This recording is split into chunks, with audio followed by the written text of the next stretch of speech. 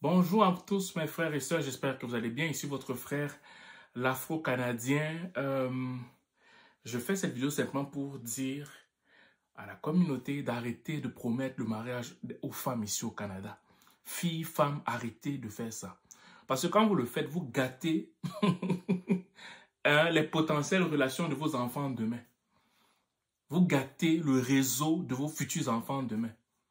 Parce que de plus en plus, quand je parle avec des gens, je me rends compte que beaucoup de femmes ont comme une forme de rancune envers plusieurs Africains, soit parce que certains Africains les ont approchés et ces derniers n'avaient jamais dit qu'ils étaient mariés, ok, en Afrique, ou tu vas voir par exemple que certains Africains aussi les avaient approchés et malheureusement, tout ce qui avait été promis, tout ce qu'ils montraient comme façade, quand ils avaient pu coucher avec la femme ou la fille, ben, ils changeaient complètement en fait. Et c'est devenu monnaie courante à un niveau tel que parfois, tu vas voir certaines femmes, ok, qui vont voir peut-être certains Africains.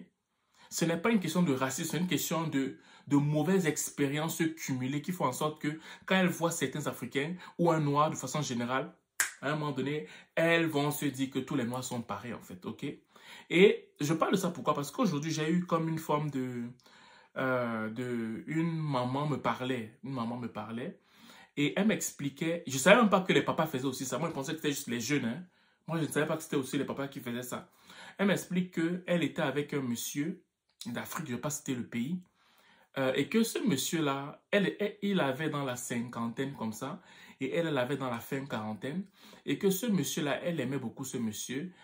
Ils ont passé 4 ans ensemble, et elle a quitté le monsieur. Pourquoi? Parce que le monsieur, elle s'est rendue compte que le monsieur jouait.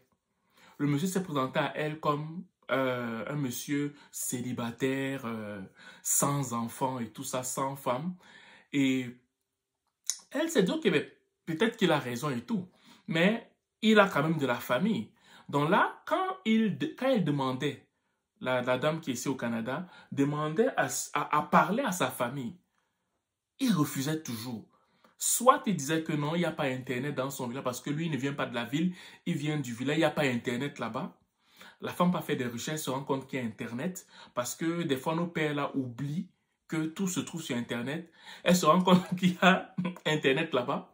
Et finalement, elle dit, ah oui, oui, c'est vrai, finalement, on vient d'installer Internet dans mon village, c'est vrai. Mais malheureusement, je veux bien, mais ma famille ne comprend pas le français.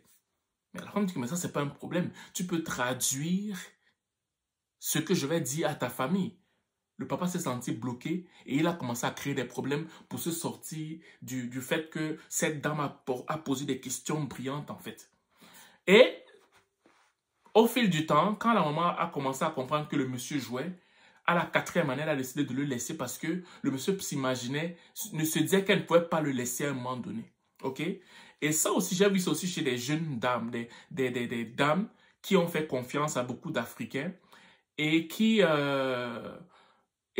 malheureusement se sont rendus compte qu'en fait, soit ils venaient vers elle pour les papiers, soit ils venaient vers elle pour le logement, soit ils venaient vers elle pour de l'argent, bref, pour un intérêt particulier. Et ça, c'est un fléau que malheureusement, ça a détruit beaucoup de gens.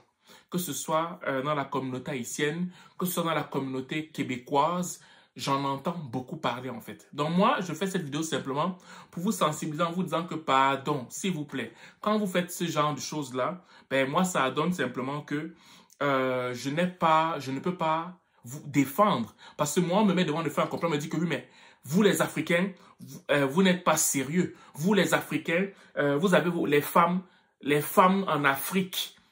Moi, des fois, on me le disait, j'étais tout jeune, mais je ne comprenais pas pourquoi on me disait ça. Mais je dis, mais à quel âge, à quel moment j'ai eu le temps de me marier? J'avais quoi, peut-être 19 ans, on me disait déjà que j'ai des femmes en Afrique. Mais c'est après que j'ai compris que il y avait beaucoup qui promettaient des mariages, qui promettaient la lune et des étoiles à plusieurs femmes, que ce soit des Antilles ou du Québec ou du Canada de façon générale. Et quand on fouillait un peu dans leur passé, on se rendait compte que soit ils étaient fiancés avancés, soit ils étaient déjà mariés. Ou des fois, ils étaient en relation avec la fille, ok? Et mes chers monsieur qui allaient, soi-disant en vacances, allaient se marier et revenaient et ne disaient même pas à leur copine actuelle présente qu'ils se sont mariés en fait. Donc moi, s'il vous plaît, je ne suis pas là pour faire la morale.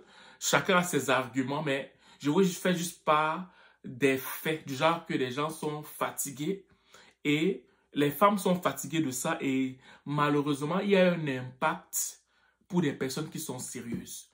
Il y a un impact. Ça veut dire qu'il y a des jeunes gens, quand ils veulent se marier, on a l'impression que tous les Africains, tous les Noirs, de façon générale, sont déjà mariés alors que ce n'est pas le cas en fait.